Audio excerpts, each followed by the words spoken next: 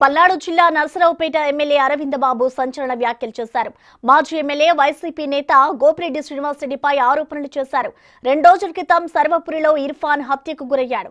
అయితే murder sketch వెనుక మాజీ ఎమ్మెల్యే గోపిరెడ్డి శ్రీనివాసరెడ్డి ప్రమేయం ఉందన్నారు. రాజకీయ వ్యక్తిగత కక్షలతోనే చంపేశారని వెల్లడించారు. ఇర్ఫాన్ కుటుంబాన్ని ఆదుకుంటామన్నారు ఎమ్మెల్యే అరవింద్ బాబు. సొరకుపరి 2లో పనిచేస్తున్న గాడిపర్తి ఇర్ఫాన్ నైట్ వాచ్మెన్గా ఉంటాడు.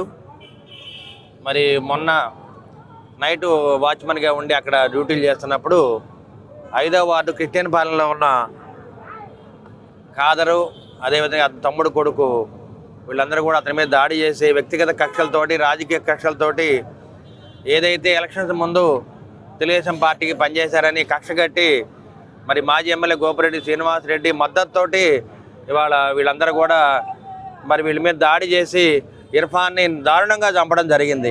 గొడ్డలతోటి మెడ నరికి చంపడం జరిగింది. మరి ఇర్ఫాన్ కానీ వాళ్ళ కుటుంబంలో వాళ్ళ ముగ్గురు అన్నదమ్ములు పార్టీకి అండగా ఉన్నారు, తెలుగుదేశం పార్టీకి.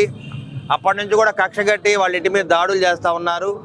మరి ఎన్నో విధాల మరి శాంతి వాతావరణం కలగజేయాలని చెప్పి అందరూ కూడా నాయకులు ప్రయత్నం చేయడం జరిగింది. మరి చనిపోయిన ఇర్ఫాన్కి భార్య, 3 పిల్లలు ఉన్నారు. వాళ్ళ కుటుంబం అంతా కూడా అనాథలు అయింది. కాబట్టి దీన్ని మరి ప్రభుత్వం దృష్టికి తీసుకెళ్తున్నాము. ఎవరైతే దీని మీద ఈ దుర్మార్గులు ఎవరైతే ఉన్నారో కిరాయి గుండాలు వీళ్ళందరూ కూడా అరెస్ట్ చేసి మరి కుటుంబానికి న్యాయం చేయమని నారా చంద్రబాబు నాయుడు గారిని, అదేవిధంగా హోమ్ మినిస్టర్ గారిని, నారా లోకేష్ బాబు గారిని వాళ్ళ కుటుంబం కోరుతూ ఉంది.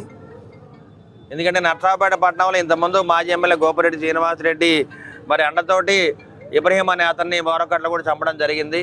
అదేవిధంగా అలవాల్లో వెన్నా బాలకోటి బాబాయ్ని మరి రివాల్వర్తో కూడా కాల్చి చంపడం జరిగింది. ఈ హత్యలన్నిటికీ కూడా కారణం మాజీ ఎమ్మెల్యే గోపిరెడ్డి శ్రీనివాసరెడ్డి.